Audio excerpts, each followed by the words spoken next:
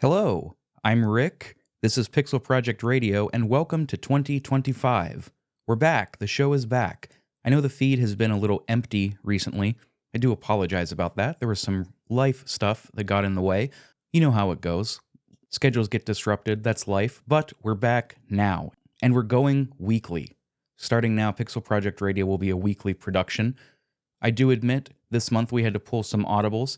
This episode was somewhat last minute, and we needed something that was a little breezier to get through. So today you're going to hear all about 7 games that me and my guest find underrated, and why we think you should play them, and why we love them. Coming up next, Fallout New Vegas, and then in February, we've got Detroit Become Human. After that, March, April, May, we've got some great stuff coming up. I'm excited to go weekly, and I'm excited to get back into the swing of things. Just one quick call at the top of the episode. If you like the show and you want to support what we do, the easiest ways, the free ways, are to consider leaving a rating and a review on your favorite podcast app of choice. If you've already done that, or if you'd prefer not to, you can also consider joining our Discord server. Again, it's free, and it's a great way to interact with the community. You can also stay up to date on the show, and sometimes the Discord members get special perks that nobody else does. You can find all of the relevant information in the episode description. Thanks, folks. Sorry again for the empty feed as of late. We're moving into weekly production now. So with that, happy 2025. Here's to a productive, creative, rejuvenating, and inspiring year. I hope you all have a great one, and I'm excited to see what we can create and talk about along the way. Now, here are 7 underrated games, 14 in total actually, that me and my guest think you should play. On to the show.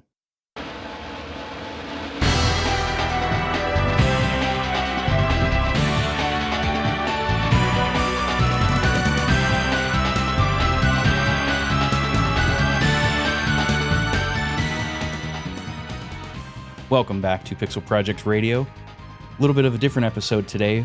I know it's been a bit barren in the feed over here. I apologize about that. There were some unavoidable things that came up. You know, life happens. But to ease us back into the year before we get into some heavier material, we're doing a lighter episode today on some of our favorite underrated games. Games that we feel should get a little more attention. I'm joined with returning guest Chris Copeline from Retro Hangover Podcast. Chris, thanks for joining me. Anytime, man. Always happy to be here. I got to give an extra thank you to you two publicly. This was very last minute, and Chris was very gracious with his time to jump on, and we're going to jabber a bit about some games that we think are underrated. What does underrated mean to you? I almost use underrated in interchangeably with underappreciated. Because what does underrated mean? Because you can have a game that's niche, that no one knows about, but everyone who played it loves it. Does that mean it's underrated? I mean, you could say that, but then again, if a game is very popular and the majority of people who play it don't like it, is that really underrated? I would say that's less likely to be underrated because that's the voice of the people giving you their opinion, and so that you're just being subjective and saying it's actually better than what they say. But that's valid if you do have that opinion too. I tend to more lean into the underappreciated, the undervalued games that were really good that just got looked over because they didn't have the right brand, or they were released at the wrong time, or, to be cliche, hidden gem. But even when they were almost also pushed to the forefront and given that quote hidden gem status, they just kind of disappeared really quick as well. They didn't maintain. So I wouldn't call a game like Earthbound underrated. I think that game it was at one point. But now, it's a popular game. Everyone knows what Earthbound is. You might have people say that, but I think that's a very tough argument to make. But I think the games I have on my list, and I'll explain why I think they're underrated when we get there. And, of course, that's what opinions are for. People can disagree with me. They're like assholes. Mine can stink from time to time as well, especially if I've missed out on my bleaching. By the way, I've never done that before. But I can imagine what it would be like if I bleached it. It would probably smell lovely. But sometimes, most of the time, I don't. Sure, man. The bottles in the background tell a different story, but I'm with you. I generally agree 100% with what you're saying. Underappreciated. There's connotation, there's denotation, what the dictionary might say this means and what we the people think it means. I have, this week, You could spit from my chair and hit 10 different podcast and YouTube episodes that are about underrated games, right? Everybody does an episode like this at some point. And I've a few of the channels and podcasts and whatever will try to intellectualize, like, well, what does this mean? It's actually about the critics, or it's actually about sales, and they inevitably come back to exactly what we said, Chris, underappreciated. It comes back every time, like clockwork. Put a pin in that.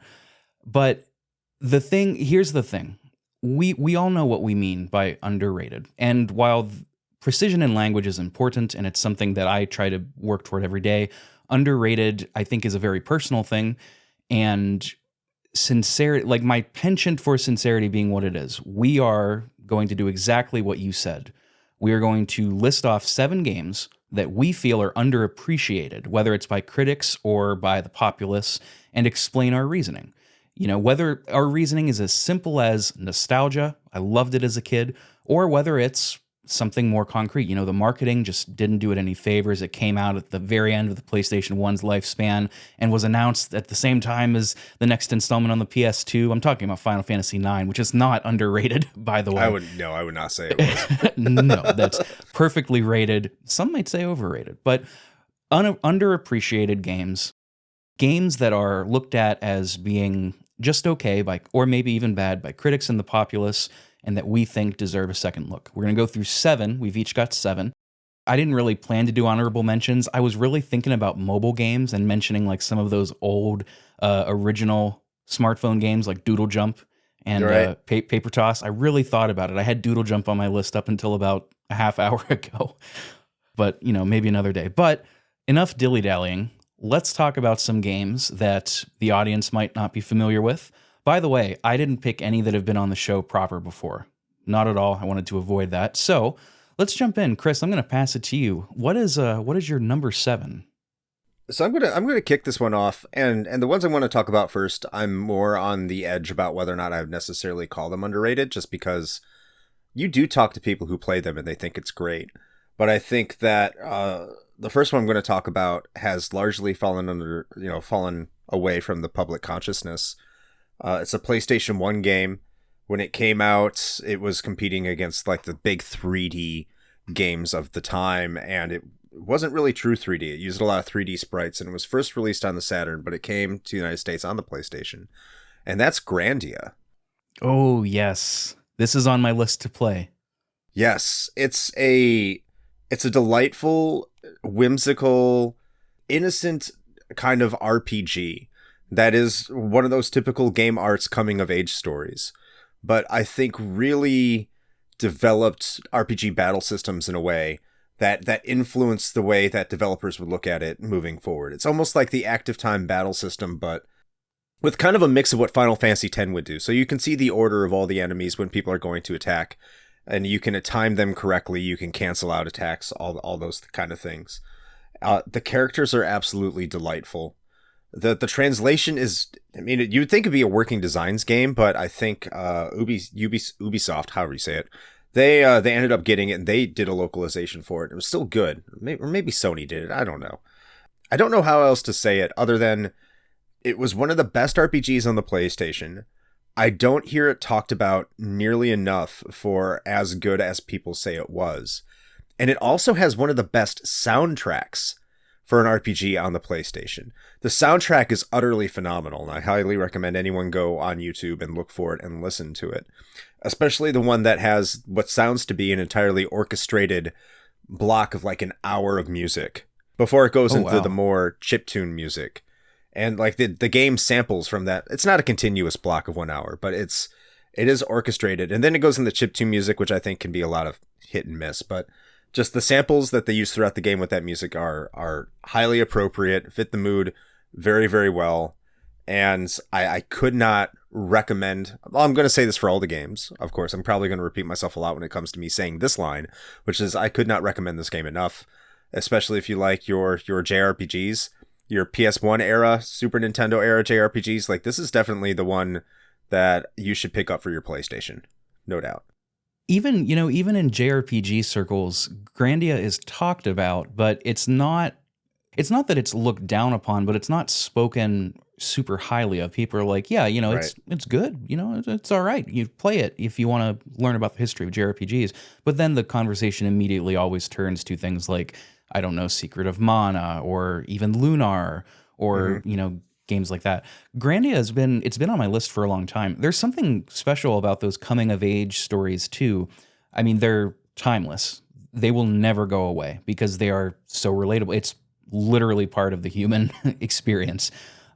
But even the simpler ones, the really simple coming of age stories with really simple, you know, plot structures, narrative structures, however you'd like to frame it, it's an opportunity to for the developers to flex things like a cool battle system or like good music on the system, or even very cool level designs, dungeon designs, and maps. And especially in that era, like pre PS2, pre sixth generation of consoles, I've memorized that now, so I will be using it as often as possible. Like pre sixth generation, those limitations made for some incredibly cool level designs. That's something that I've been really into lately. And you know, games of this era like Grandia, I'm really looking forward to playing it. I've heard it talked about and lauded enough from people that I know that I'm really excited to check it out. Now, is this something like Lunar where the PlayStation port is like the complete version?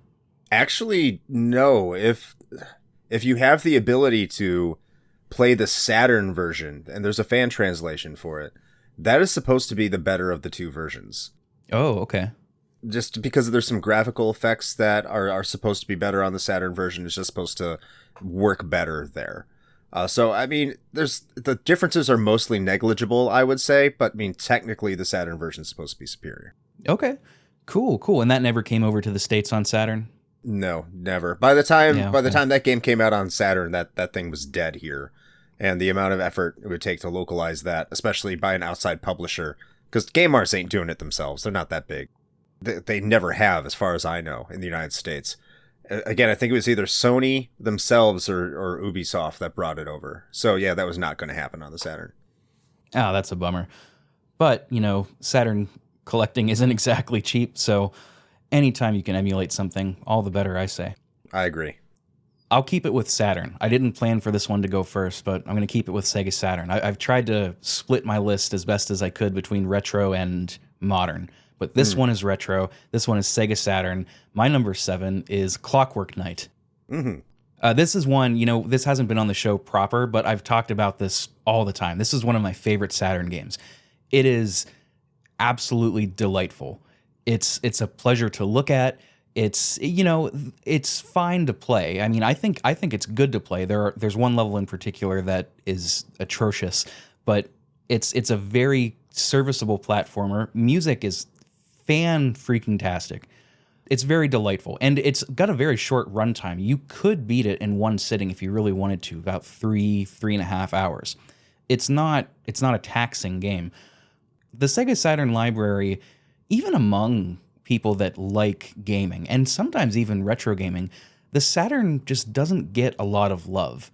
You know, a lot of people that are into retro gaming know it as just the expensive one, like that and Sega CD. They're just so expensive to collect for. But there are a lot of gems on the Sega Saturn. It's one of my favorite systems of all time, and I don't believe Clockwork Knight ever left the Saturn, neither one or two. But you know, it's great for children. This was, you know, it was one of the first games I ever played whenever I was very, very small. It's very colorful. The sprites are very popping. It's got that classic Sega kind of polygon look. You know, not quite as blockish as Virtua Fighter 1. Maybe more similar to 2, but still maybe more rounded. And everything looks kind of like you're plucking them straight out of the toy box and playing with them in your own room or in the kitchen or whatever level you're playing on. It's just really delightful, and a bonus for all of you folks that are interested in playing it, it emulates pretty well. The last time I played it was actually on a handheld. I was testing out, I've since sold it. It was one of those Anbernics, you know? And I was testing out different Saturn games just to see if I could play it. And, you know, I tested Scud. Didn't work. I tested Panzer Dragoon. Didn't work. Clockwork Knight. It worked like a charm. It worked so well. So this one is emulatable. Is that how you say that? Emulatable? Sure. Sure. And you should do it. If you like cute little platformers. This is great. It's just so much fun. I actually played Clockwork Knight for the first time last year. Yes. And how did you like it? I would have to say, like, for launch games, I'm surprised it's not talked about as much as it should be. I think this is a great pick. Oh, is this a launch? Was this a launch game? I'm pretty sure it was a launch game in North America, at least. Oh, okay. I'd forgotten about that. And so, do I think it's as good as Panzer Dragoon necessarily? Well, no, but I think it's a better representation of what games were doing at the time and what people would have enjoyed at the time. Because I went through it, I had a great time. I had a great time with it. It's not a perfect game, no, but you're right. Like, the music is really good, the presentation is phenomenal, and this predates Toy Story, and it's Toy Story. So what I was playing was like, for a launch game, when you look at the Sega Saturn, people always talk about like the obvious ones: Panzer Dragoon, Virtua Fighter, Daytona USA. But I think that talking about Clockwork Knight is important. Kind of like when you're discussing like Saturn games as a whole, because like that's what games were in 1995, in May of 1995. And it fit what people were playing a lot better. So I 100% agree with you. It's a very solid platformer that I think fans of the genre would appreciate if they had picked up a new Saturn. The only unfortunate thing is we want 3D, right? So that's probably why it got swept under, even today, especially with the shadow that is Panzer Dragoon looming over everybody. Yeah, that's true. And as far as 2D platformers go, I mean, it's certainly no Mario, right? But who is?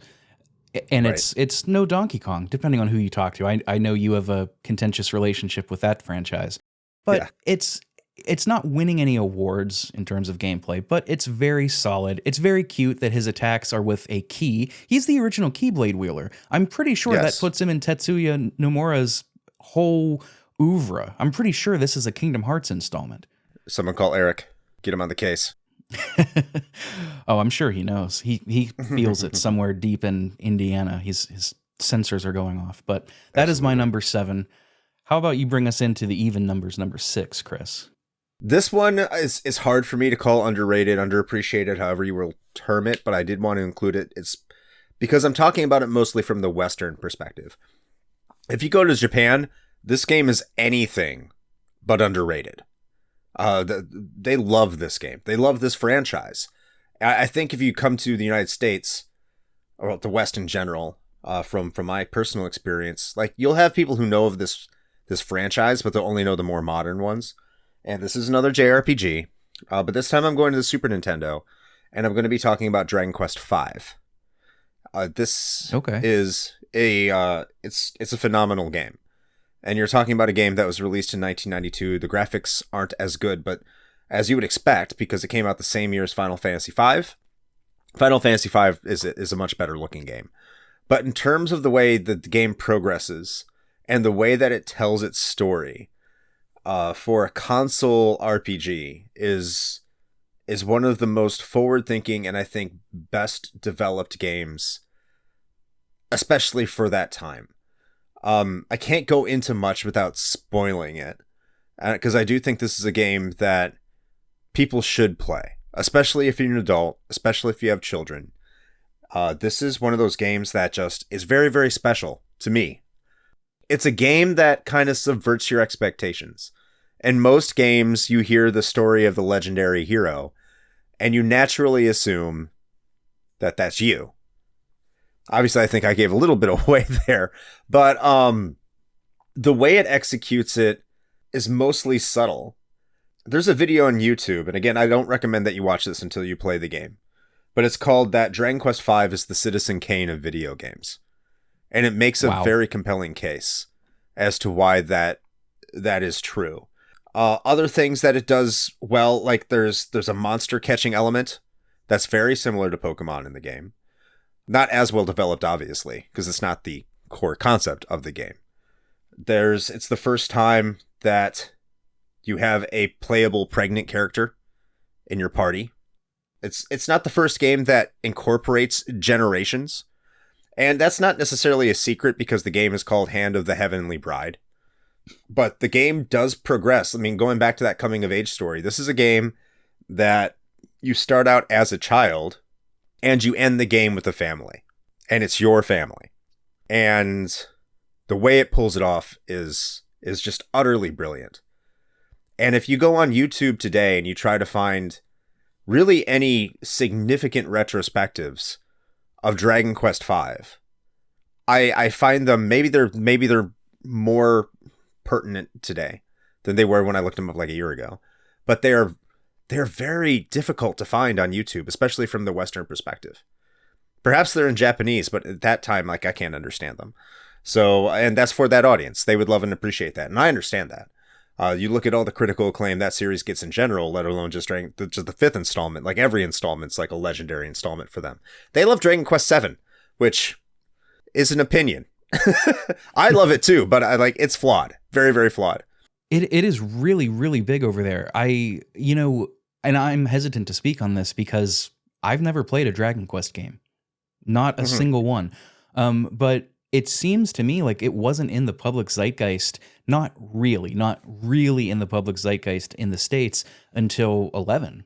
And then everybody's talking about it. Now, to be fair, I could have just not been paying attention, right? I was in, when was I in school when the PS2 was out? Elementary school, going into middle school when the PS2 was out. I wasn't locked in to what was going on, not really. So it could have been bigger than I'm remembering, but I don't remember hearing folks talk about this here until 11 came out, and then boom, it's a huge thing. And now with the new Pixel remaster of, what was it, 3? 3. Yeah. Now it's certainly not as beloved over here, but it's up there. It's up there. People really like it. I have heard, and I don't know how true this is, I have heard that they form pockets of trilogies in Dragon Quest, like 1 through 3 is kind of its own thing, 4 through 6 is kind of its own thing. Is that true? I have heard that 5 and 6, Dragon Quest 5 and 6 are very good, but somebody somewhere was like, yeah, you should play 4 first. I was like, oh, 4, okay. So, yes and no. So 1 through 3 are all part of the same saga. So one is the middle game, 2 is the last game, 3 is the first game. 4, 5, and 6 are just, they have similar themes. I think they're referred to as the Zenithia saga because they all have like the theme of the land of Zenithia, which is like a heavenly land up in the sky, and their sword, the main sword, is called like the Zenithian sword. And then after 6, they're not connected whatsoever. So like you had 7 on the PS1, which is its own game. 8 on the PS2 came out. I think that was the first time since like the original Dragon Warrior, when they were handing it out with Nintendo Power subscriptions, that there was any sort of public acknowledgement of the Dragon Quest series, because Dragon Quest 8. And that also came with the Final Fantasy 12 demo. I don't know if that had anything to do with it. Probably didn't hurt. But that was the first time I've ever seen it really built up, because Dragon Quest 7, still called Dragon Warrior 7 over here, that was nothing in the States. In fact, like the graphics for Dragon Quest 7 like looked like a very early PS1 game, late Super Nintendo game, and it was released in the United States, I think, in 2001. So yeah, very late PS1 game. But in terms of the series in general, like the first time anyone heard about it in the States, like to a large degree, was 8. 9 was on the DS, and that was actually a pretty big deal. And then 10 is still Japanese exclusive because it was an MMO. So that's kind of Dragon Quest's lineage here in the United States and the West writ large. Cultural game to the max in Japan. They're still loving that game. I don't know how well 11 did, but I know that like there was a time when you would release a Dragon Quest game and like schools would shut down. Dragon Quest V was no exception, and when we're doing research for it for our show for the King Games 92, there was these stories that when that game came out in Japan, it was so successful that it actually not just raised the price of that game on the second market, you would imagine, but raised the price of the Super Famicom itself. Like in order to get a new Super Famicom, you had the secondhand market, or just even the primary market, charged more because people wanted to play Dragon Quest V so much because it was the first game released on that console. and I think it delivered. I first played it on the DS. That's how we got it in the United States. There's also a PS2 release, but the original one was on the Super Famicom. The PS2 release was so successful that one year they did a fan vote through, I think, TV Asahi, and it was called the best PlayStation game of all time. And this was like in the mid 2010s or something, or early 2020s. So it's wildly massive over there, and I think it's well earned. It's just I wish more Westerners would play it because I think it's a beautiful game. I've only seen it as a PS2 game, so this is the first that I'm learning that it was released prior to that. It's definitely on my list. You know, is that a good one? Do you think, like 4, 5, 6? Would that be a good place to start in the Dragon Quest series? If you like your more traditional ones, yeah, I think 4 is brilliant. 5, obviously, I just said it was brilliant. 6, it's fine. But I think 8's a great place to start too, as well as 11. I have not played 11, but all I've heard is like 11's probably a good place. So you can't go wrong with 4, 5, 8, or 11. Of course, Dragon Quest 3 HD, a lot of people are really raving about that as well, and I've heard a lot of people say 3 is the best in the series too. Just don't play 2. 2 sucks.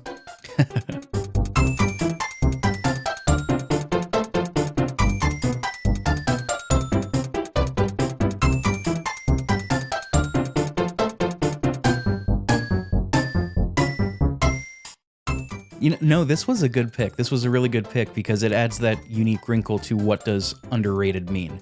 Underrated in the States and underrated in Japan, two totally different things. Yeah, this was great. This is a great pick. I don't know that I have any on my list that will be seen that way. Maybe one, but it's not this next one. This next one I'm going to go with a modern title. And this one actually came out just recently in 2023. And this is Eternights. Eternights by Studio Sai. The reason that I picked this was it was on a PlayStation, what do they call that event? Not PlayStation Direct, but the Let's Play? The State of Play. Thank you. State of Play. Yes. It was on one of those. Like, it was a big announcement. And you know, I remember a few people online being like, oh, that looks sick. And then it released, and I kid you not, I have heard exactly one other person talk about it to this day because I told them about it, and I was like, you should check this out. And they were like, oh yeah, this is cool. So totally fell off the radar despite being on a big event like the State of Play. And I think it's really cool. Eternights, it's kind of like a mixture of The Last of Us plus a hack and slash, but it's also anime, and there's like kind of a dating sim element to it, and it's a dungeon crawler too.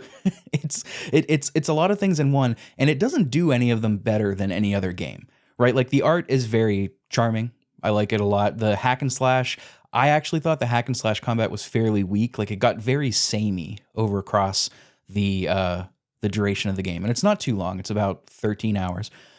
And the dating sim element comes in as you'd expect. You know, it's kind of like Persona. You've got some free time, even though there's like this crazy virus outbreak that brings zombies everywhere. You've got some free time to, you know, go on dates.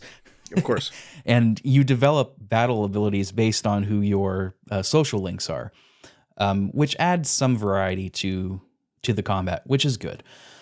It doesn't do anything amazingly well. Like, the music, I don't remember much of it at all. The story, it's pretty forgettable. You know, the characters, they're fine, they're cute in the moment, but it was a very pleasant experience, and I'm surprised that people don't talk about it more, just because it's cheap, it's available, and you know, it's really not bad. It's a first-time it's a first-time publisher, Studio Sai, developer and publisher, according to Steam. It's the first offering from them, and for a first offering, it's pretty damn solid, but it got almost immediately forgotten about.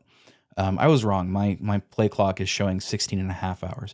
But, nice. You know, it's got all time. It's like sitting at an 85% positive, which is, you know, it's not bad.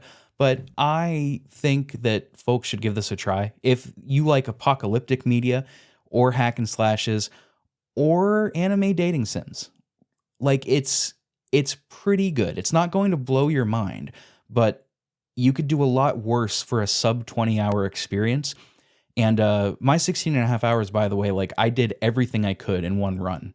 And, still not too long. It's a lot of fun. It's a good time. I don't think I'll ever put it on the show. I'd thought about it, but I just don't think there's enough there. So I'm mentioning it here. Eternights, check it out if you have a PlayStation or a PC. I don't think it's on Switch. It's definitely on those two, though. I just added it to my wish list on Steam as you were talking about it. It's not bad. I'd be curious to hear what you think. I forget almost every detail of the story. It's one of those, but it's one of those where it's like, I forget who said this. It gets attributed to Thomas Jefferson, and it's completely incorrect. It wasn't him.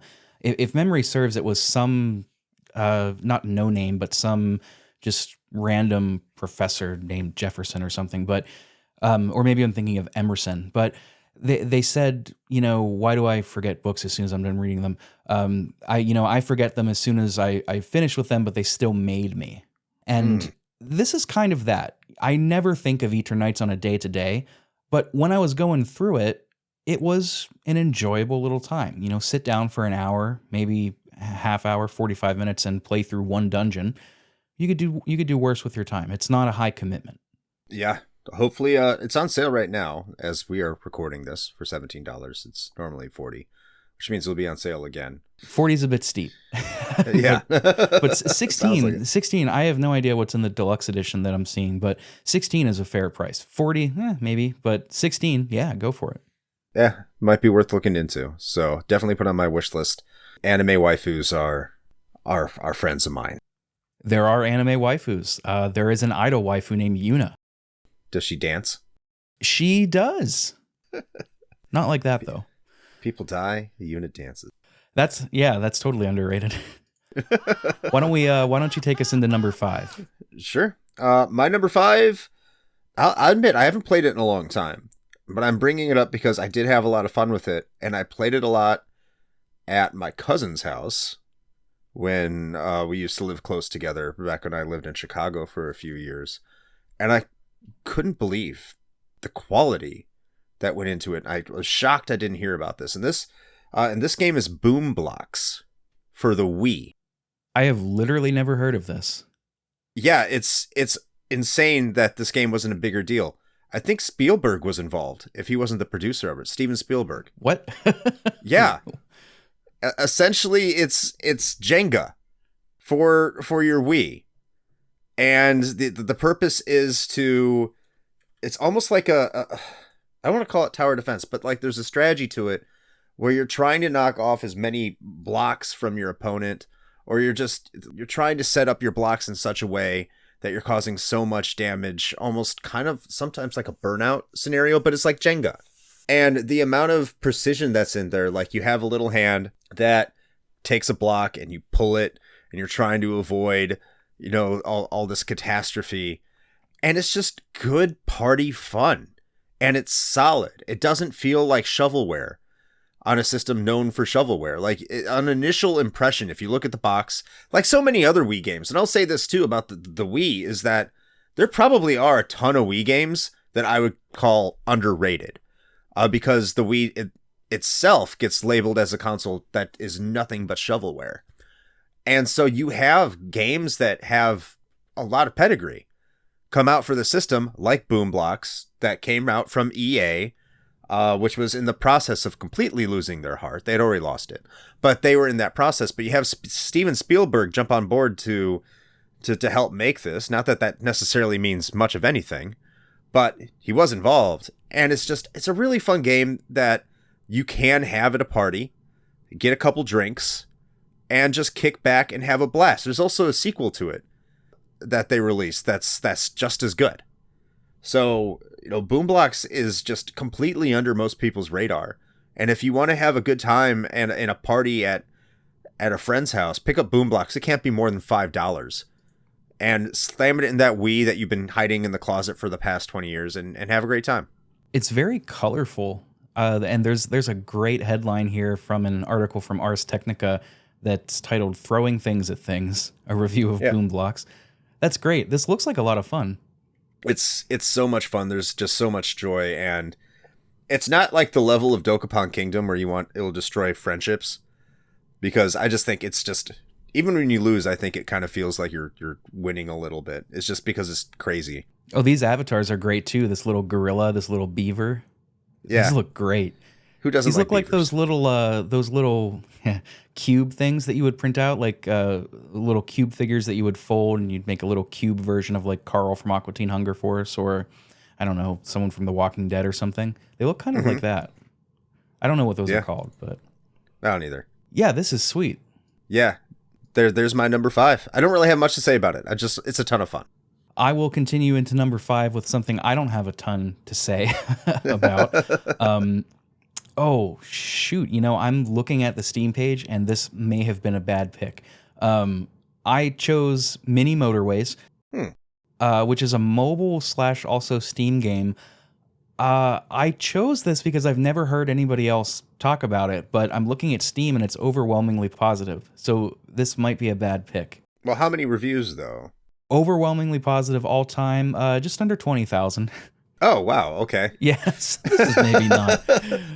Maybe not. This is still a really good game. Go play it. I'm going to pivot then. Okay, fine. Let's talk about Doodle Jump from mobile. Let's go back to the roots. Well, this may have been a mistake on my part, so I'll make this quick. Mini Motorways is a lot of fun. You create highways that cars can drive on to get to garages, stores. I don't know. They're color coded. Red goes to red, blue goes to blue, yellow goes to yellow, stuff like that. You have to make roads, and you can eventually buy power-ups like bridges, roundabouts, and you have to keep your city moving and non-congested and not let the cars pile up. The lose condition, the win condition, I think you just go and go and go. I don't quite remember if there is a win condition, but the lose condition is if you have too many cars that can't get to where they need to be. But that's it. Shouldn't have picked it, I guess, if it's overwhelmingly positive. But it's really good. It's a really fun time. It's a brain-off kind of game. Check it out. It's fun. It's great. I like brain-off games. And, 20,000 isn't a million, so who knows? I hadn't heard of it. Put it on my wish list now. Underrated, though it may not be. It's still good. It's still good. Yeah. Well, that's all well and good. Let's move into the top 4. Yeah. So my top 4, it's another one that's hard to call underrated, and this is mostly because its value on the secondhand market is actually quite high. And that game is Bulk Slash. It's a game for the Sega Saturn, and buckle up and stay comfortable with the Sega Saturn with me for a while, by the way. In fact, towards the end of the episode, all but one are going to be Saturn games. But this recently got translated, I think 2 or 3 years ago now. And it was a fan translation. It was put on the internet, and I was able to play it because I have my mode in my Sega Saturn, which allows me to play, whatever I happen to come across in a digital method.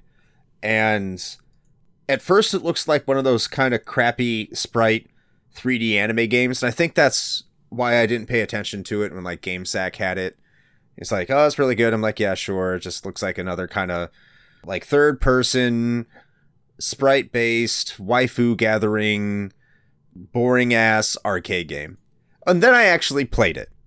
And then I got hooked on it. And I liked the overall design. So what it is like, you are in this ship, which is more like Macross, because you get on the ground and then you can start walking around and you can start shooting and stuff like that, but you can also fly around. And you have to complete certain objectives within a level.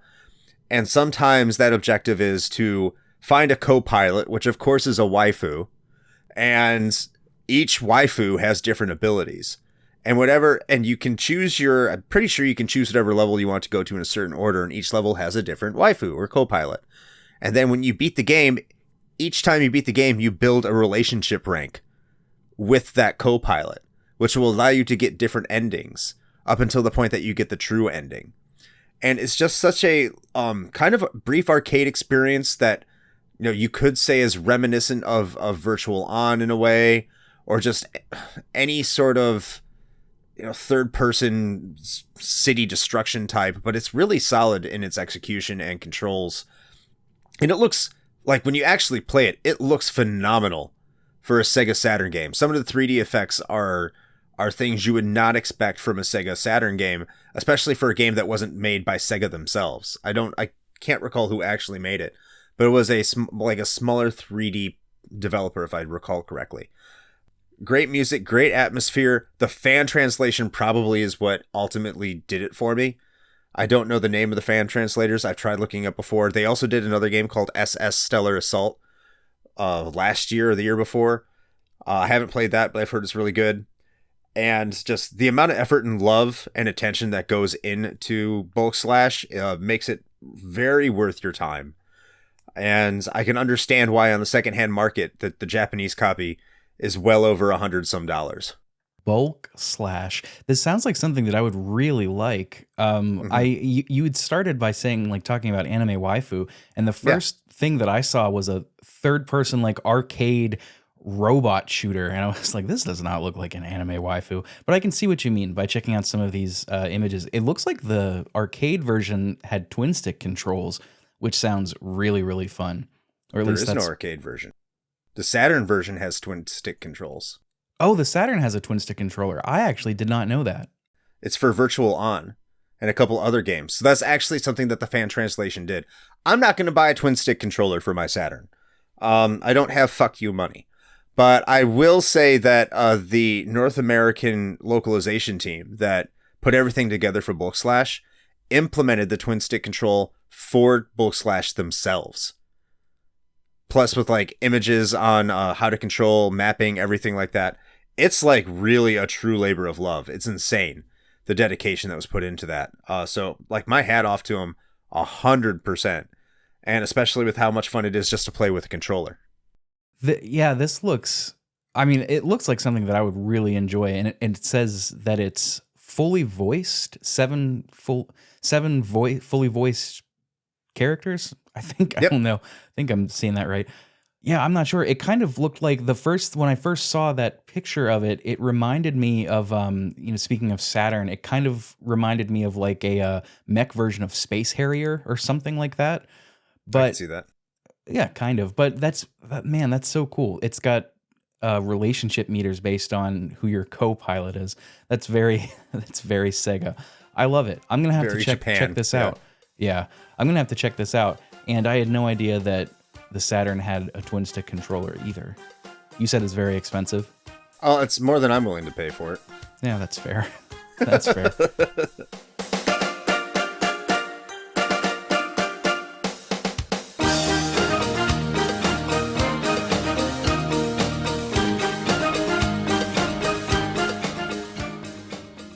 How about you? What's your number 4?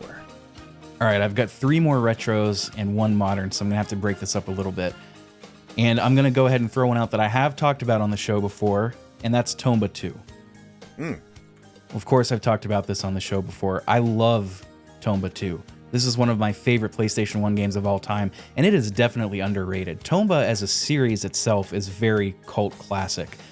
I don't think there's a greatest hits. There might be a greatest hits of Tomba 1 or 2, but it is not talked about very often. It's very cult classic. Didn't really see a lot of attention until the recent revival with limited run games. But Tomba 2 was kind of less successful than the first one. You know, everything that I've read, it seemed like people at the time were surprised that Tomba was getting a sequel because the first one didn't do super well.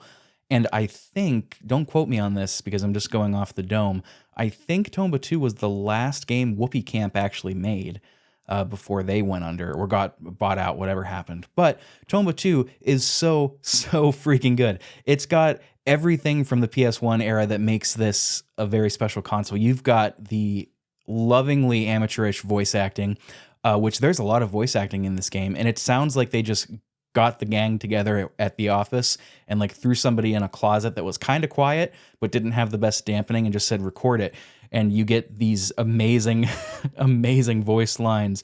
The one fella, there's a fella in the first village whose house is on fire, and the enthusiasm that he lacks in telling you that his house is on fire is just terrific. But Tomba 2, it's kind of like a 2.5D platformer where you're largely going left to right, up and down, but there are different areas on the map where you'll get prompted to press like up or down, and Tomba will kind of change planes and do a bit of a turn, and then you get to access different parts of the level. And in addition to taking down enemies, you get all of these cool weapons, and you have to solve puzzles to get through the environment. Like the fire level is the second level, and you can't just kill the fire monsters. You have to freeze them with an ice boomerang. That's a weapon pickup. And the level after that is a snow level. You have to find a special suit, a flying squirrel suit, because that's what I think of when I think of mammals that do well in the cold. And that's how you get through that level without, freezing your nuts off. It's really, really good, not to mention the soundtrack. Now, the Japanese soundtrack was different than the American soundtrack.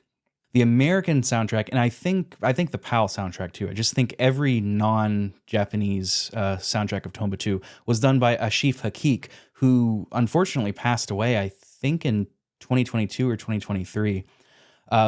Also did Sly Cooper, also did Crash Nitro Kart. It's a banging soundtrack. It's absolutely terrific. It's so good. But Tomba, totally underappreciated, a really, really solid PS1 game. It's not quite like anything else, and it's maybe not as good, depending on who you ask, as the first Tomba. It tries new things. Sometimes it succeeds, sometimes it fails. Specifically, it fails in some of its mini games like the minecart. But overall, this is a really, really wonderful game. And if you can find a way to play it, I mean, obviously emulate it. If you're a collector, about $100 CIB. It's not cheap, but it's absolutely terrific. I love Tomba 2. One of the best PS1 games, if you ask me. Objectively, it's not, but it's going to be on my list anytime I bring it up.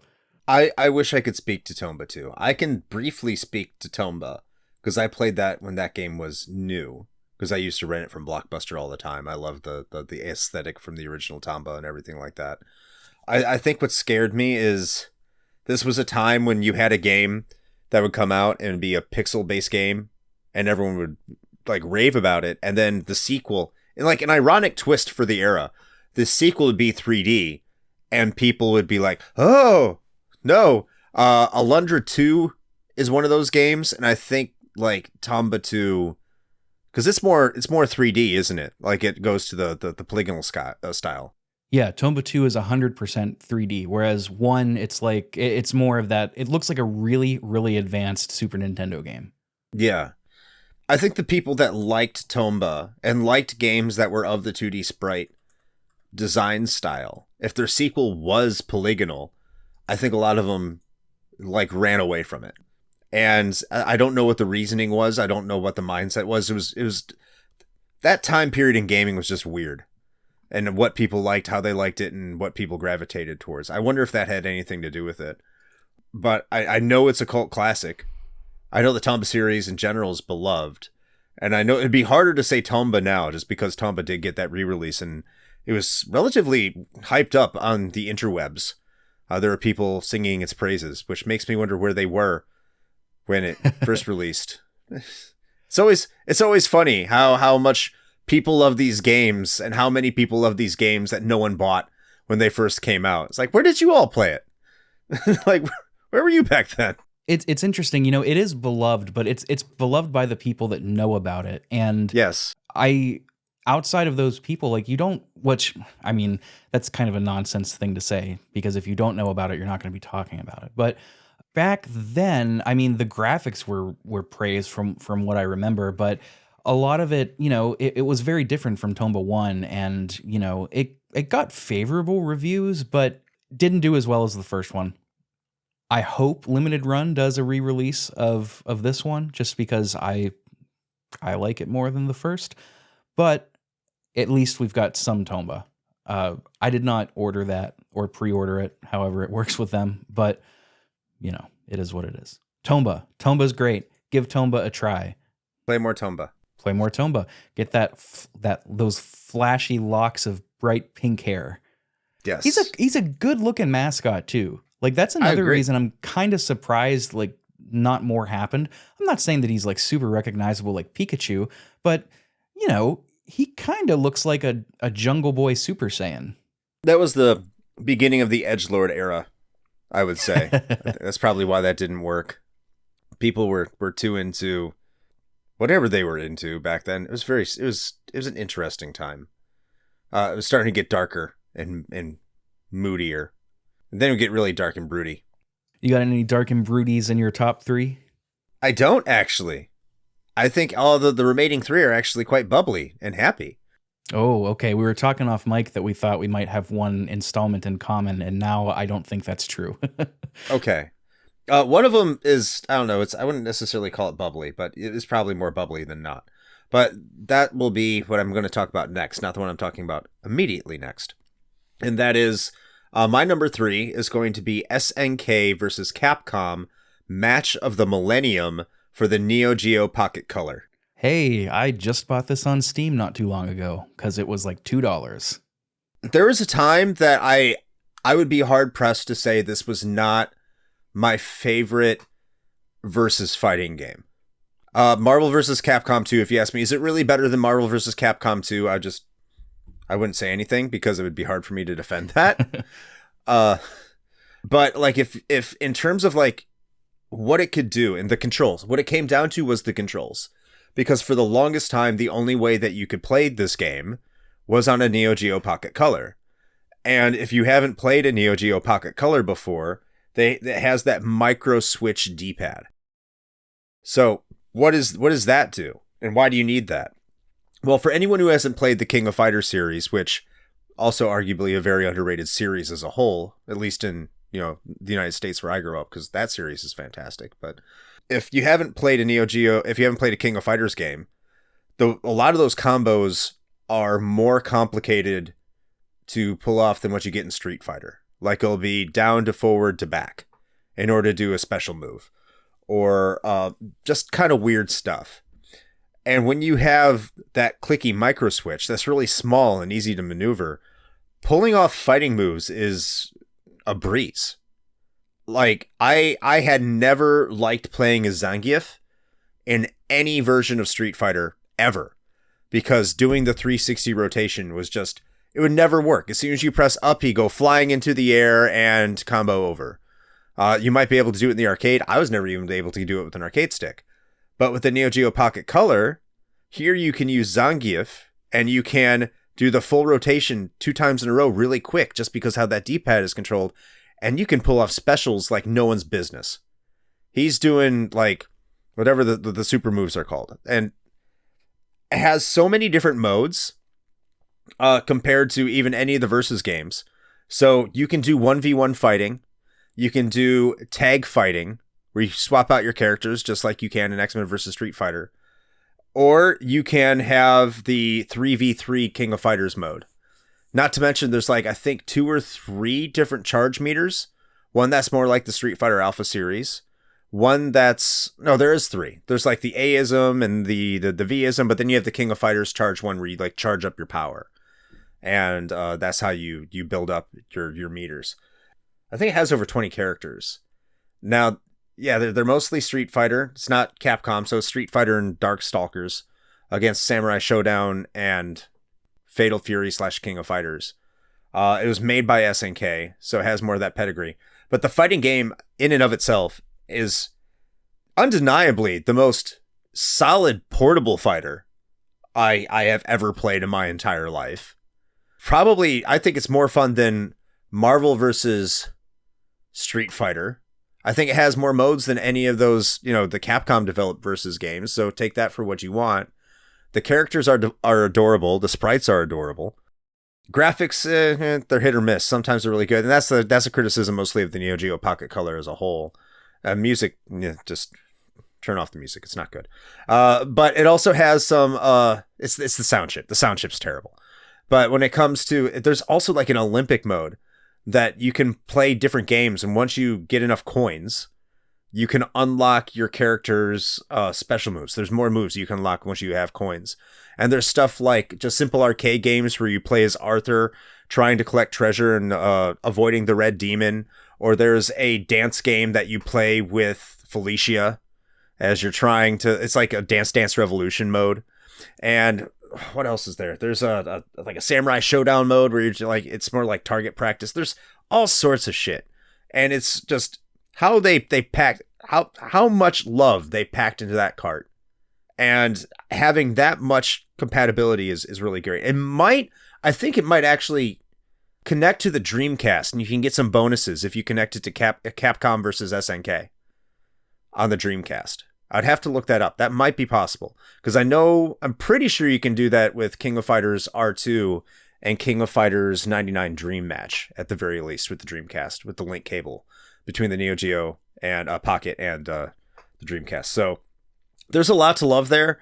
I could probably say the console Neo Geo Pocket Color as a whole is just underrated in and of itself, because I think that console has a lot of really good portable fighting games, but I think this is the best game on the console and one of my favorite fighting games of all time, just because of how much fun I had with it when I was a kid and how much fun I have with it to this day.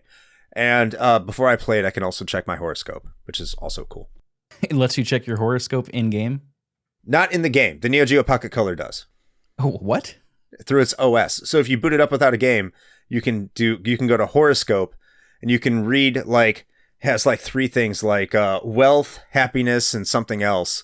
It'll have like a 3-star meter, and it has like one for every single zodiac sign, and because it has an internal clock that maintains the date and everything. That is awesome. That is so great. Cool. Portable fighters, man.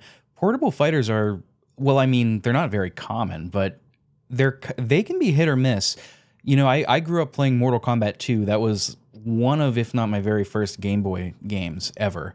You know, back in the day where you would scribble everything down onto a scrap of notebook paper, and your cousin would only bring it over when they came over, and it was like this mythic item. And it's fine. Mortal Kombat 1 on, I think I have that on Game Gear. Maybe that's 2. I'm not sure. It's not great. But then you've got like Mortal Kombat Deadly Alliance on GBA, which is I don't know. I think it's a pretty solid port of the actual 3D fighter. Handheld fighters are just, they could be so bad. And it's cool to hear that the Neo Geo Pocket or Neo Geo Color has some good ones. There's one for sale near me on Marketplace. It's been in my saves for like, 5 months now. I'm thinking about it, but they're pricey. They are. You know, the thing about, I'm surprised that the SNK series doesn't have more fans in the States.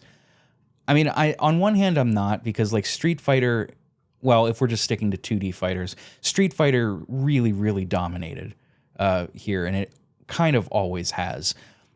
SNK, you know, King of Fighters, I like them a lot. They're just different enough from Street Fighter to be interesting. Some of their mechanics are even more so. You know, they're not my go-to whenever it comes to a 2D fighter that's not Street Fighter, but they are very cool. I don't know. I picked this up at your recommendation actually a couple months ago whenever it was on sale for a couple bucks, and I'm really looking forward to going through it. I don't know that I've ever properly played. I've played Garou and then King of Fighters. I don't know that I've ever played like a proper SNK versus whatever game. Most people will tell you to play Capcom versus SNK 2 first. People love that one. I've got that on PS2. I've just never popped it in aside to test it. I would not, if I was making, this is an underrated games list, I would definitely keep that one far away from it, because that is one of the most praised fighting games of all time. Oh, yeah. So if you haven't tried that out, definitely do that. But I just think, like, no one talks about this portable version by SNK. Everyone likes to talk about SNK versus Capcom SVC Chaos. This one is a lot better than that. Significantly better. I'm looking forward to giving it a try. Go for it. All right, rounding out number 3, I'm going to give mine. This is a modern one. I'll save my 2 retro for last. This is a modern game. This is truly underrated. Mostly positive reviews on Steam. 53 ratings. That's it. The only game that this developer has ever put out. I only know of it because Dunkey offhandedly mentioned it in a video one time, and I bought it before I ever had a gaming laptop. I could never run it, and it was the first thing I played when I got a gaming laptop. And, that was part of it. The pining for it was part of what makes me like it so much. Because it's not like a showstopper, but it's very, very good, especially considering how few people ever talk about it. This is Mechazoo on the PlayStation and Steam. I think that's it. I don't think it's on Switch.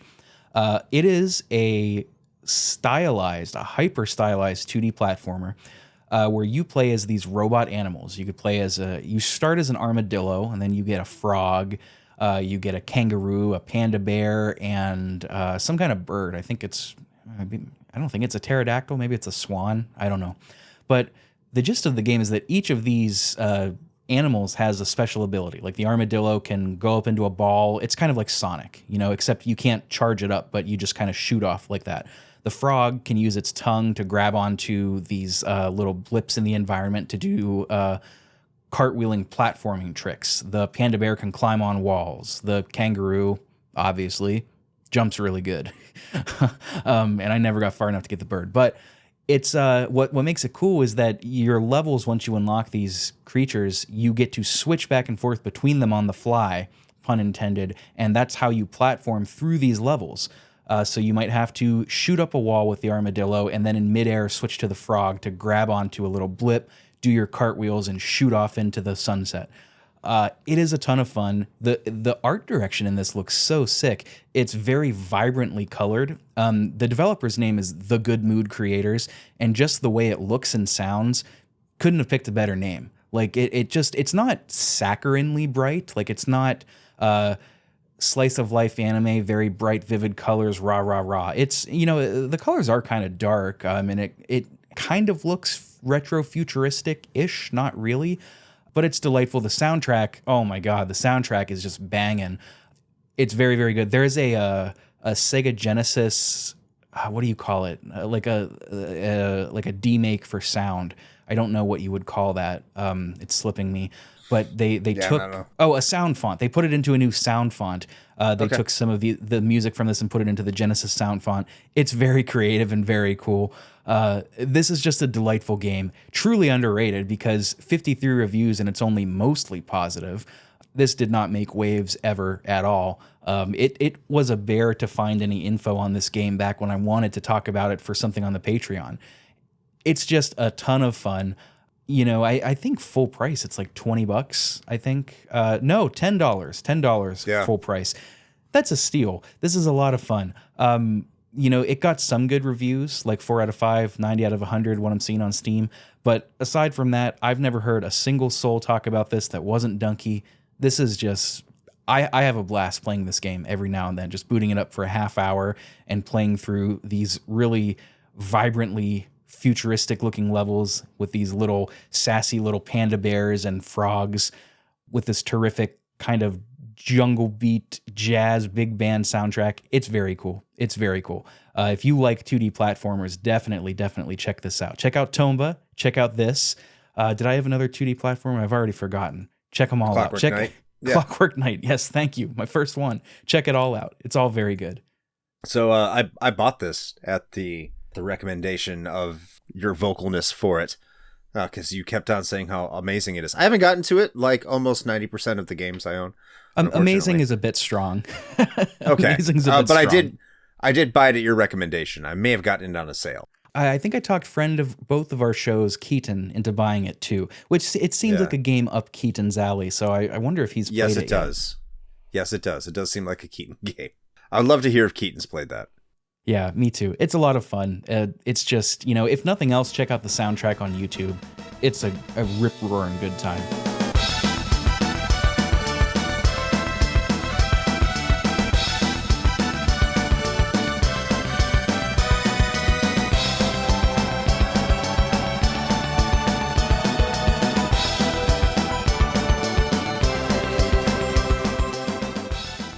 That brings us into the top two, the terrible twos. Terrible twos. All right, so my number 2 is Shining the Holy Ark for the Sega Saturn. Oh, this is another one that I've never heard of, but it sounds expensive. Yes, it is, first of all. It's part of the Shining series. It actually takes place right before Shining Force 3. So it is the prequel to Shining Force 3. Okay. I know this.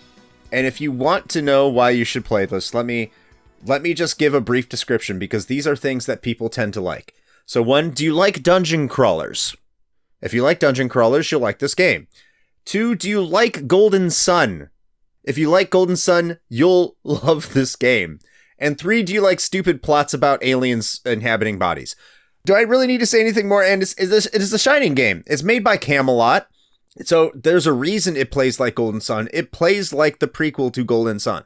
There are so many things that are comparable to it.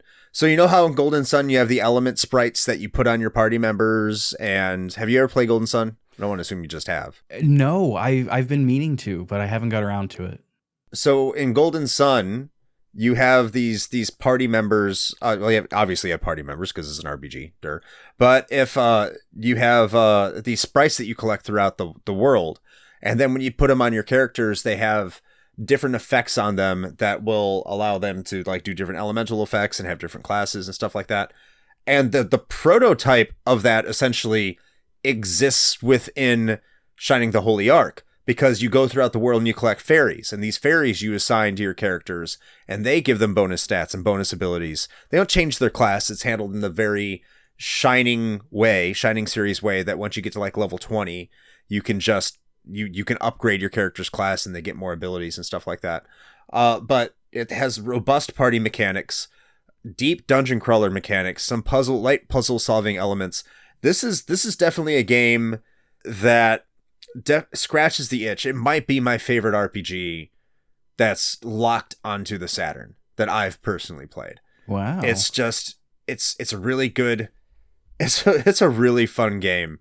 I'm looking at screenshots, and I came across one that has like all the characters in a grid, and there's a character named Melody. I could have sworn that was Gremio, because it looks like Gremio from Suikoden very much. Yes. Who's the composer? I usually don't like his music, but a lot of people do. I don't want to say he's untalented, but I'm not a fan of his. He's the same guy who does You can say it. I won't Dark tell Souls. Okay, well, thank you. He's the guy from. I've said it before. And I got the saying from GameSack because they said that his music sounds like a cacophony of sound. We're gonna find out together. Motoe Sakuraba. Yeah, Motoe Sakuraba. He does the music on that. That's gonna ring a lot of bells for a lot of people, I'm sure. There's not just more I could say about it. It's a dungeon crawling Golden Sun game. I gotta be honest, like awesome. I gotta be honest, the character designs, they look pretty generic, but this dungeon crawling, it reminds me of the sewers in Xenogears, to be honest with you. But I'm looking at a screenshot of one of, it looks like the players in first person POV going through this dungeon, coming up against a terrifying looking Grim Reaper. This thing is horrifying looking. I can imagine just how sick this would look on a CRT. This honestly, this looks pretty cool. Yeah. Oh, it also has like little fun battle mechanics before, like if you get into battle, the enemies will come from certain angles. So like right, left, top, bottom. And there's a button that's assigned for each direction that if you assign a fairy to, you can attack them before they show up on your screen to get an advantage in battle prior to coming out. So knowing what the typical enemy battle patterns are can assist you, especially if you have, your fairies arranged correctly. But the reason I call it underrated is I bring this up all the time to anyone who wants to talk about how much they love Golden Sun, because this is made by the same development team. It has a lot of the same gameplay styles, a lot of the same gameplay ideas. And I actually think in my opinion, it's a better game.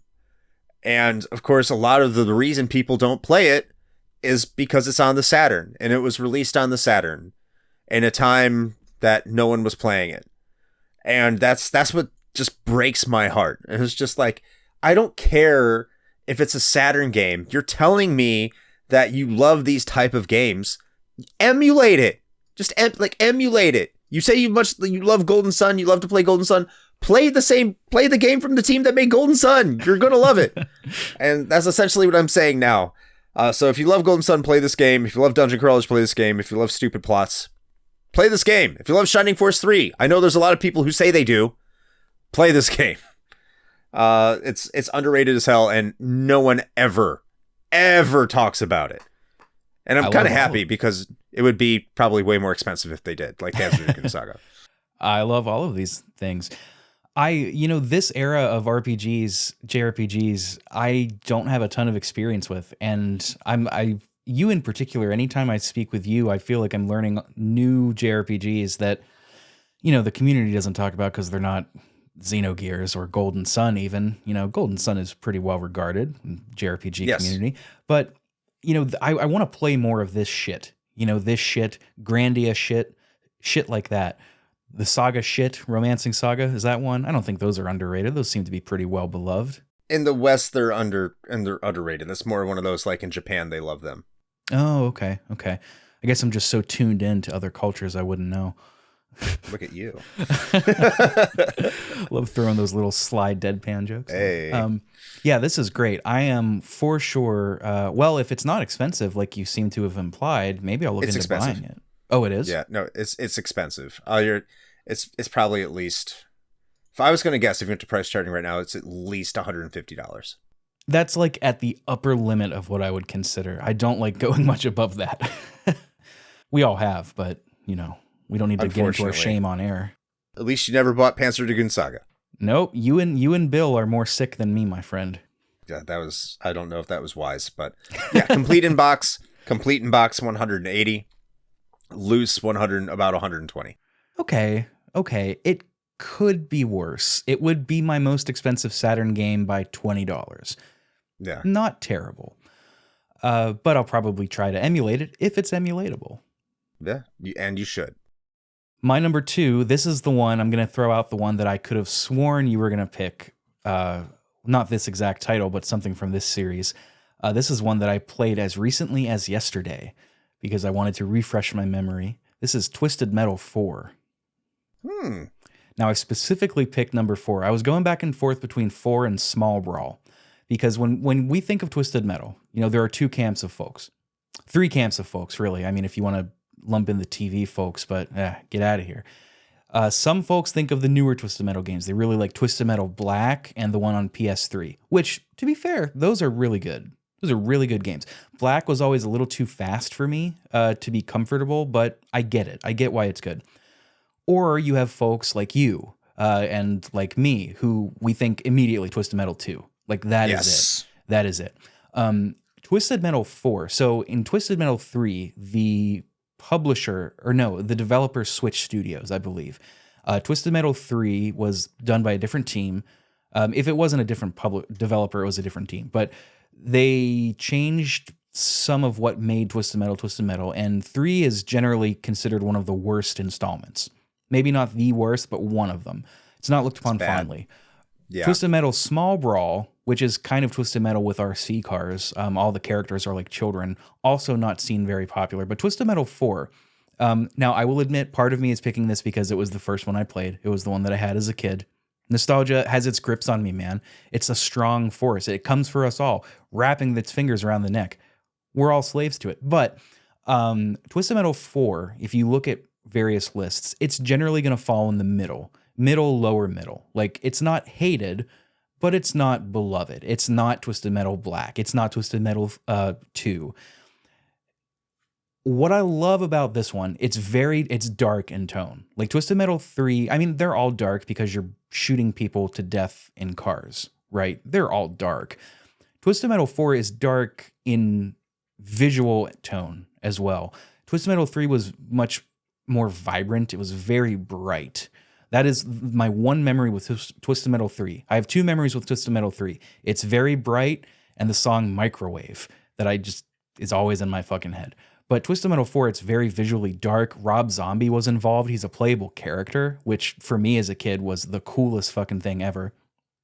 And in this one, Sweet Tooth takes over. He usurps Calypso as the ruler of Twisted Metal, this mad clown, and he's playing that role. Like, folks that came in later might see Sweet Tooth as this hulky, fat, but also extremely muscular, stinky man with a machete that murders people. This Sweet Tooth is like the fucking Joker, like Mark Hamill's Joker.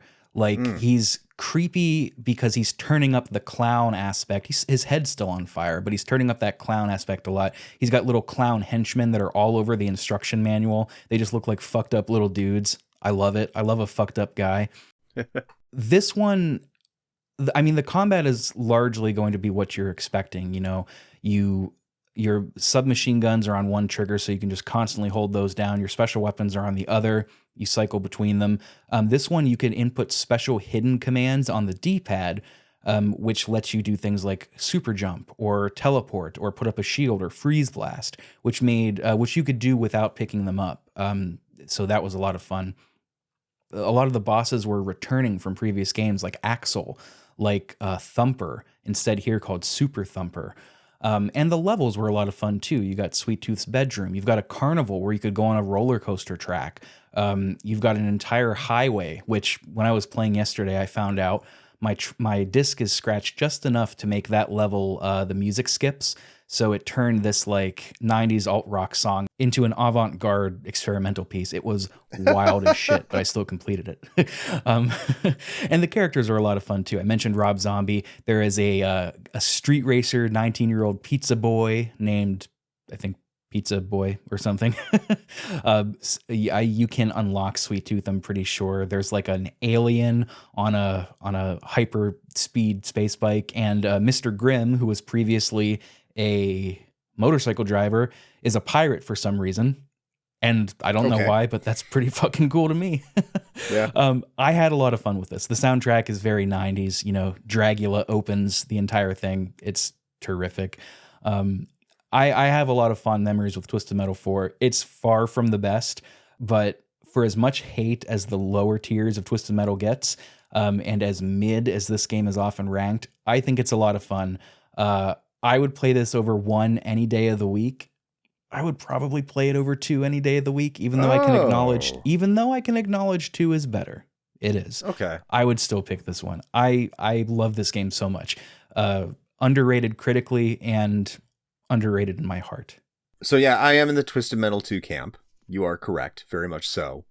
I think I played Twisted Metal 4 at one point. I know I didn't play Small Brawl, but that Twisted Metal 3, man, it's not great. Oh God.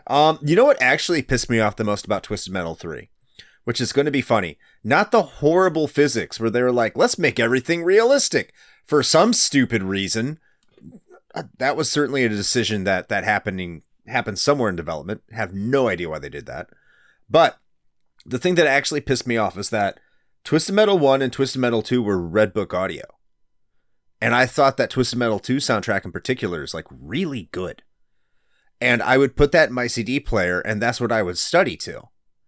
So when Twisted Metal 3 came out, being a big fan of White Zombie at the time, I was like, oh, I'm going to get more Red Book audio. This is going to be sweet. I'm going to get a soundtrack and game.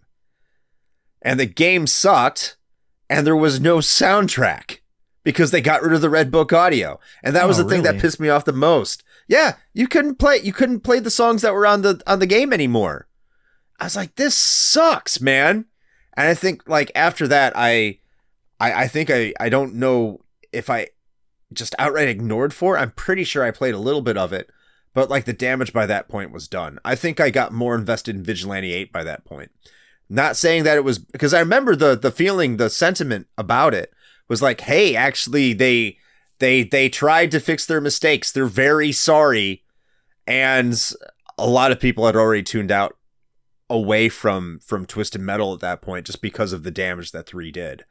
Until they remedied that and just reinvented themselves and kind of retconned everything with Black, which I also think is a really good game. I can't pinpoint any memories about 4, so I think like your pick here is spot on.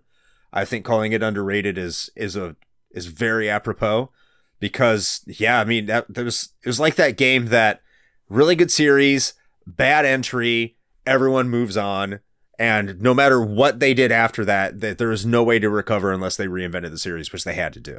So yeah, great pick, dude. It's worth revisiting. It's no Black, it's no 2, but it is a lot of fun. Another fun thing, I can't remember if 3 had this or not. 3 might have, but if you, 1, you could create your own car. Like you don't have to play as one of the people. You could just create your own car with your own special ability. Like they let you pick it. It's very neat. But if you select one of the drivers, you could like check out their quote unquote like bio. and it'll show like a little picture of them and a little blurb. And if you wait on that screen long enough, they got voice actors to like do an additional little blurb. And I played as there's a whole family you could play as called the Joneses, which, you know, keeping up with the Joneses. But it's a whole family. And I wanted to hear what their blurb was. And it's that joke voice that a lot of us do. Like they come in like, hey, what's up? We're the Joneses and we're here for this. And it's very good. I don't know. It's so stupid and silly. It's such a great series. You know, that's, before I get to my number one, I have to point that out about Twisted Metal. That is something I missed from Black and the PS3 version. The silliness? The campiness, the silliness, the campiness. It was always dark, but like it was stupid dark. It was like 90s silly campy dark, and that's what made the series special. In so many ways. It was great. That's like as good as the PS3 version is, and it is good. They tried to like be so, they took themselves a little too seriously. Like the background of Sweet Tooth was so fucking malicious, and Dollface, which I think took the place of not Mr. Grimm but Darkseid, drove Darkseid, I think, horrifically like dark, and it's a good game. And even the last level, like with Sweet Tooth's Carnival, or when you're fighting Sweet Tooth, that is, it transcends Twisted Metal and turns into like an action game arena. It's cool. It's very good, but I agree with you 100%, man. The campiness is what made this series so fun. Blowing up Paris was a joy. Like going up in the Eiffel Tower, laying some dynamite and watching it explode. Like that's so many good memories. What better way to blow off steam than blow up Paris? Exactly. And it's not just, oh man, the destructive environments, oh, they're insane. I mean, who's in Paris anyway? Who's in Paris? Chris, do you want to tell us who's in Paris before we move on? I think Kanye can. Kanye can tell us. Yeah. All right. Do you want to give your number one now, or do you want to round out the episode? I'll leave it up to you. I'll let you round it out. I'll take my number one now, and I think you'll have quite a bit to say about it. I'm actually surprised that you haven't put it on your list yet. Very, very surprised, because I think this is the best fighting game on the Sega Saturn. It combines two legendary titles, and you can fight as a car. It's Fighters Megamix. I fucking love this game. Favorite fighting game of all time. Oh my god. How did this just fly under the radar? I remember Virtua Fighter being big-ish. I remember, Fighting Vipers wasn't exactly big, but Virtua Fighter was. And then this game came out, and it wasn't it was more along the Fighting Vipers line of fighting. There was more of an ease of getting into it. It was more basic. It wasn't as technical, and that's what made it so damn fun. It was like Virtua Fighter Lite for the Virtua Fighter characters, and just a little bit more refinement for the Fighting Vipers characters to make everything beautiful. And the fighting is so smooth. The graphics aren't as good as Virtua Fighter 2, I would say, but like they did a competent job to really make everything presentable. It's really bright, really colorful, to kind of make up for that lack of detail that's in Virtua Fighter. Not to mention, you're getting like all sorts of Sega characters joining into the fight. You have Janet from Virtua Cop that can literally shoot people, and take off like half of their energy, which I always did. I thought it was hilarious.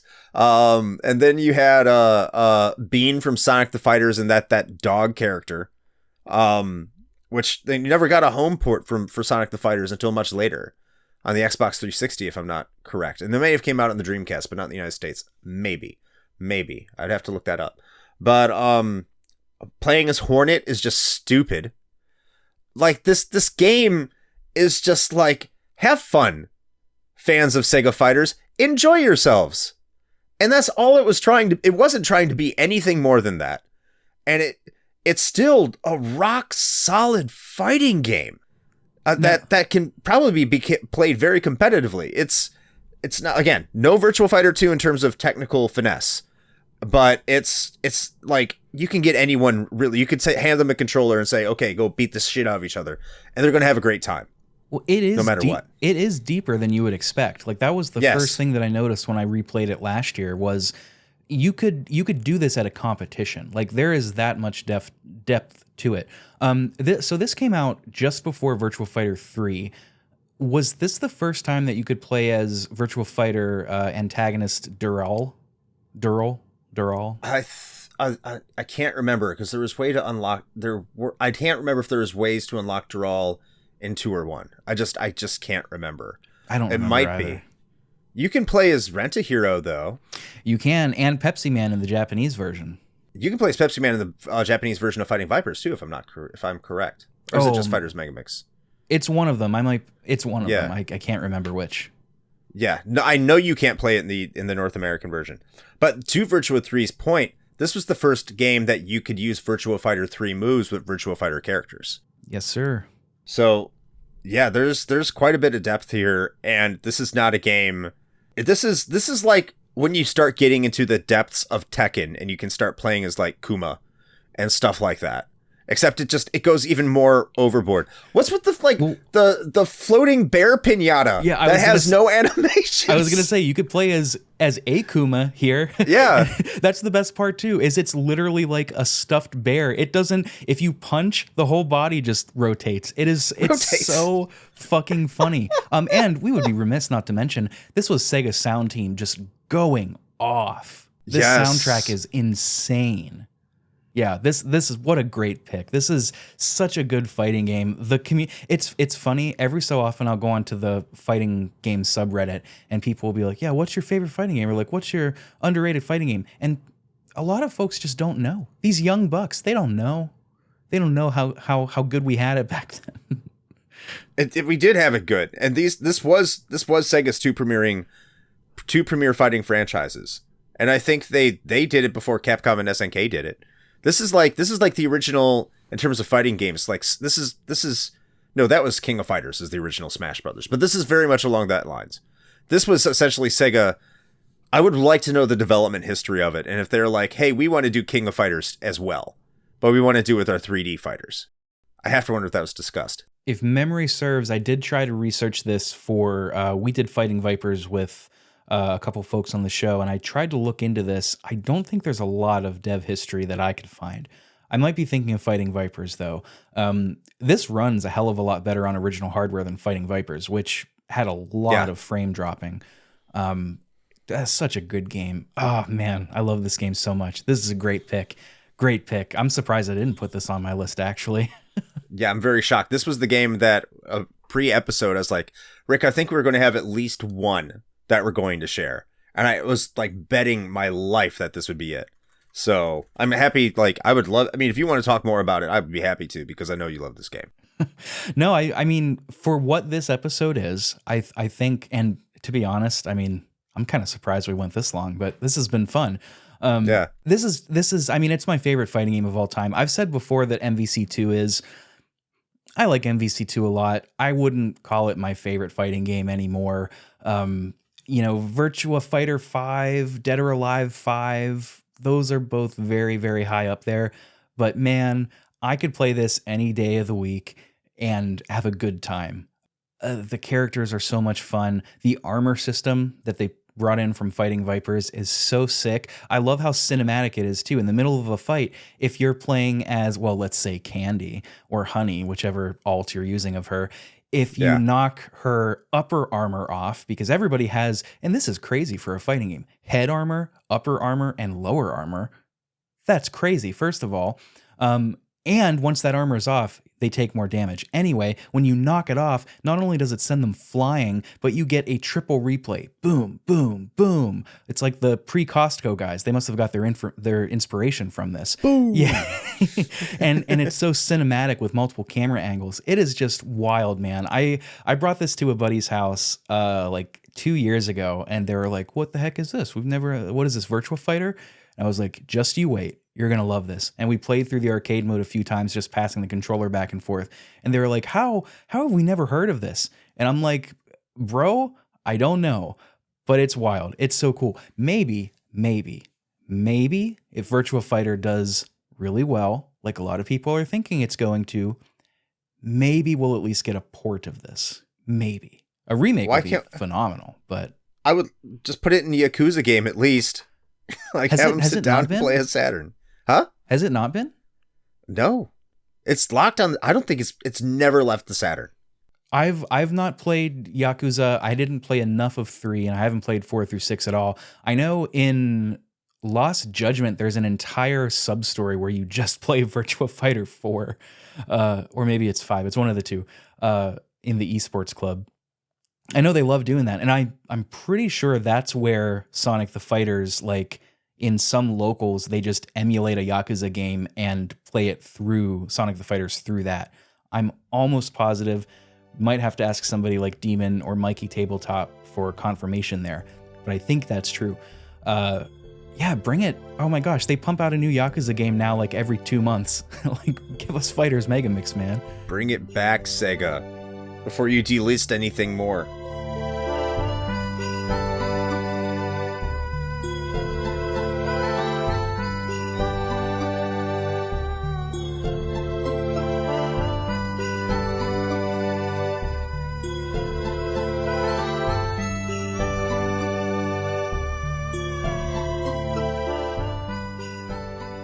All right, let's wrap this up. This has been fun. I have actually never talked to you personally about this game, but I'm sure you'll have something to say about it. Released in Japan at the end of '99, and it came to the US in mid-2000. I'm playing it right now. Legend of Dragoon, PS1 JRPG cult classic. It was released in the PlayStation Classics catalog. It was notorious because it had game-breaking bugs at first, and this was like one of the first classic titles they released, which is a big part, I think, of why folks were immediately, and rightfully so, saying that the premium tier fucking sucks, which, agreed. And also, this game isn't hard to emulate, nor is it expensive, so check it out. This game is so good. Now, it released officially with a pretty poor localization. It's rough. It's really rough. And, you know, we didn't notice it as kids. I didn't notice it as a kid. When I went to play it as an adult, first thing I noticed, I was like, wow, this dialogue is bad. Luckily, there are a few different ways you can play a retranslation. There are some quote unquote ROM hacks that just have a translation built in. That's what I'm doing right now. And it's terrific. There is an entire website built to dedicated to rebuilding the game. From like the ground up. I think right now only the first disc is playable, and it's compatible with emulators and stuff. It's very cool. But the game itself, I mean, it is such a 90s JRPG, and I mean that in the best possible way. You're a character who is kind of brooding but also very cool. I mean, he's wearing knee pads, for goodness sake. That makes him cool. Knee pads are cool. You have like Power Rangers transformations into these Dragoon armors where you have wings and like these crazy colored armors. You're hunting down this mythical beast that destroyed your family. And the combat system, which is one of my favorite parts of this, is built around this system called additions. And what these are is, it's similar if you've played Super Mario RPG, you know, whenever you go to attack somebody, you can press A once and you get like a double hit. You know, you do a special double hit. This functions similarly. So when you first start, you get double slash. And you have a square marker in the middle of the screen, and another one comes circling in from the outside all the way into the center. And when they line up, you press X, you do your addition. Kind of like Lost Odyssey now that I think about it. And but the cool thing with additions is as you level up and get more of them, they become way more complex. So the rhythm varies and the cadence varies. You have to press it at different times. You're going to have more. You can have up to like 5 or 6. And sometimes on some of them, you can't just press X. You have to press circle because the enemy can counter you. And if they counter you, you immediately fail the addition. You take damage. But if you keep going, I think they take more. It is, man, this combat system is so underrated. And it's never, I mean, this has never come back in anything Square has done. I don't think this was a Square game. No, this was Sony. So why would it come back in a Square game? But it's never come back in anything like this. And one of the cons of the game, if you ask me, is the battle frequency is atrocious. So you're going to be doing a lot of battles. This is the epitome of underrated JRPG for me. JRPG enthusiasts look back on this game very fondly, though they often acknowledge its faults like the localization, battle frequency, things like that. The soundtrack is all in all pretty good. The menu music I've used on many an episode, just like in the beginning, whenever I'm making an announcement about something. It's a very, very cool game. I am doing this on the show. It's on hold right now because the person that I am doing it with made a special request to do something else, and just wait till October. You'll get part 2 of that series in October, which I'm very excited to do. But Legend of Dragoon will come at some point. I'm very excited for it because I just love this game. I love spending time with Dart and Lavitz and Shayna and the whole crew and hearing them yell double slash and gust of wind dance and all of that shit when they're doing their additions like Power Rangers. It's great. It's good fun. I have never talked to you about this game, and you're a JRPG fiend. So like, what do you think about this game? I've never played it. I am really shocked to hear that. I think there's a couple of reasons why. One, it's a 2000 game. By that point, I was fully engrossed with the Sega Dreamcast, probably trying to get into some Gran Turismo 3 action. Depending, I don't know if I had a PlayStation 2 by that point or not. I heard of Legend of Dragoon, and in fact, we will be talking about Legend of Dragoon in March on Retro Hangover with a familiar voice if you listen to the Pixel Project Radio, which you are right now. So stay tuned for that. But I will be playing it this year. And I look forward to talking about it there. My impression on that. So one thing, I'm surprised you think it's underrated. I didn't think it was underrated. It got called very generic at the time. Like even at the time, folks were saying generic. And the weird thing is, like I'm looking at the wiki page right now, there are some 5 out of 5s. There are also like 7 out of 10s. So like it wasn't exactly lauded. So the main complaint I remember about it wasn't necessarily that it was generic, which of course, you're saying it existed, and I can understand that. The complaint was it was Sony trying very hard to have their own Final Fantasy VII. Oh, totally. Yeah. Yeah, and it was like, this is them just like, it's copy paste. Like they're trying too hard. You stole the homework, you're appealing to it, so stay away. And I was one of those, and I've said this before in a variety of sources, I was one of those people that wasn't the biggest fan of Final Fantasy VII. I thought Final Fantasy VII was trying too hard to cater to a mainstream audience. Clutch my pearls. Yeah, I know, right? And in many ways I was wrong. In many ways I stand by what I thought. But because of the whole entire Final Fantasy VII labeling and it just being that 1-to-1 and saying they're essentially the same game, I was like, I think I'll pass. Especially because even at that time I didn't realize it, but I was getting more into the 2D, more traditional kind of JRPGs and staying away from the 3D ones. Because I even tried Legend of Legaia. I don't know if you play that, and I stayed away from that, which is a game a lot of people also claim to like. And I bounced off that pretty quick. So that might be another reason. But I am looking forward to playing it this year. This year being 2025. Sorry for dating it, but I am looking forward to playing this game, and I am looking forward to talking with our guest over on our show about that. It's going to be fantastic. I will say, to the copy and pasting of Final Fantasy VII, as much as I love this game, so far I'm only into disc 2 about halfway. The characters aren't super interesting. Like, they're fine. There's some cute moments between them. Like one is characterized as a mama's boy. There's a will they, won't they with the 2 childhood friends, kind of like Cloud and Tifa. But so far there's no personality to speak of. I just met a party member that has some personality, and it's like a boisterous, it's the archetype of like the young, boisterous, very in your face, loud girl that comes in Japanese media all the time. Yes, turned up, but yes.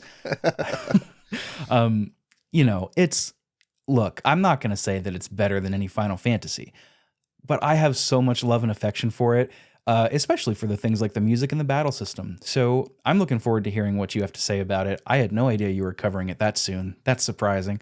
but I'm excited to hear it. I can't wait. And I can't wait to finish it. I'm going through it now and having a great time. I would hope you would be excited to hear it.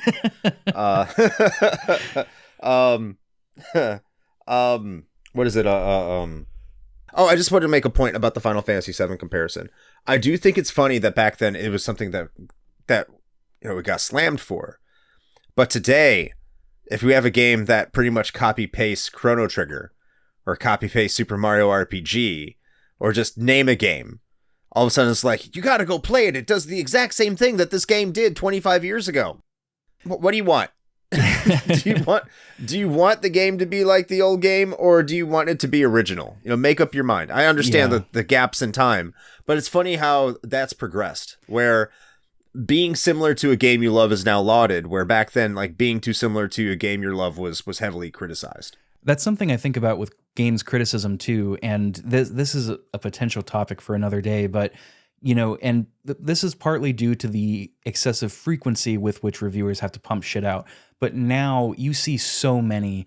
It's like a Last of Us. It's like a Portal with guns. It's like a Final Fantasy VII. It's like this. And it's a shorthand that's very reductive and blah, blah, blah. But that's kind of flipped, because whenever, like you said, if you said that before, that was a con. Like, why would I play that? I've got Final Fantasy VII. What are you talking about? Why would I play Clockwork Knight? Why would I play Fighting Vipers? I've got Virtua Fighter, right? That's a bad example because that's a different game. But it's similar. It was used. Yeah, I'm sure it was. But it is interesting nowadays that is worn like a badge of honor. And it's, I don't know, it's reductive. It's not, again, maybe another topic for another day. But I just did that with Shining the Holy Ark, by the way. So it's fine. It's fine. I know. Nobody's perfect.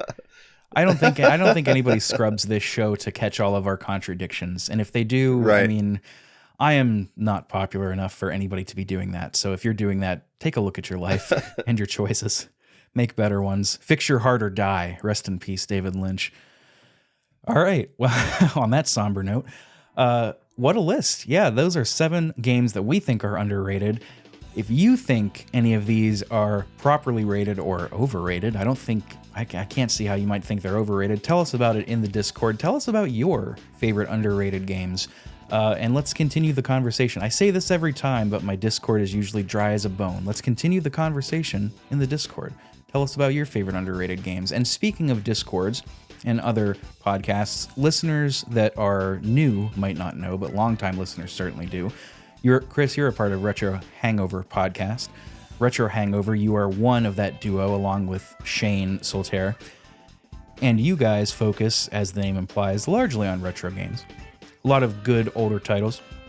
And what I'd love for you to do now is to tell us what you've been up to over at Retro Hangover. And if there's anything new that's going on over there, by all means, tell us about it. Tell us about the projects that have just wrapped up. What should we keep our eyes out for in your feed? So we did our Game of the Year episodes, which like everyone else does. So if you want to hear what our top 5 games of the year that we played that will be out. That's either out right now or coming out very soon. And we also had the episode where we talked about the top 5 worst games that we reviewed this year, because our patrons chose violence, and that's what they wanted to know. They wanted to know which games we liked the least. But in terms of actual game topics, we wanted to set the world on fire and talk about games that everyone has heard about in the past, such as Gangster Town for the Sega Master System and Vi for the Sega CD, because those are beloved, well-remembered games. I'm just kidding. But we are going to make up for it with our next big game, like next big episode being Super Mario Brothers 3. So I don't know if anyone's heard of that. That might be an underrated title. But totally. That's what they can look for. Yeah, Super Mario Brothers 3. You know, I just started that the other day for the first time. Oh, really? Uh-huh, yeah. That's unreal. It's extremely good. I mean, what can I say? It's very, very good. Absolutely check out Retro Hangover Podcast. They do great work over there. Lots of things from the Sega Master System, which is largely unknown in the States by the general gaming populace, I'd say, all the way up to PS4, PS3, Xbox 360. Those are technically vintage at this point. Retro, not vintage, excuse me. They do great work over there. Shane is also great. Everybody, Ashton, the editor, very good. Everybody over there is terrific. It's a great time, so go check it out. You can find links to Retro Hangover in the episode description. You can also find all of our links in there as well, to the aforementioned Discord, to the Patreon, and to all of our socials. Blue Sky, which has now taken over Twitter by a healthy amount. You could also find the Twitter in there. We're still there. Instagram, all of that fun stuff. You can connect with us there. The best way to support the show is, of course, by following us on socials, giving us a rating and a review, and sharing your favorite episode to your friends to help the reach of the show. The rating helps Al Gore's rhythm, and sharing gets it into more people's feed. What more could you ask for? For me, not much. Thank you for sticking all the way to the end. This was a lot of fun. Longer than I was expecting. I thought this was going to be 1 hour tops, but here we are. A lot of fun, some great games. Chris, thank you again for joining me so last minute. For listeners, again, apologies that the feed has been so dry and barren, but we're getting back into it. We're going to be diving into weekly episodes for all of 2025. It will be weekly. I am holding myself to that. I will fix my feed or die. Rest in peace, David Lynch. So look forward to that. As for now, we're going to sign off. Thank you again, Chris. Check out Retro Hangover Podcast. I am your host, Rick, as always. Happy 2025, everybody. We're signing off for now. Catch you next time.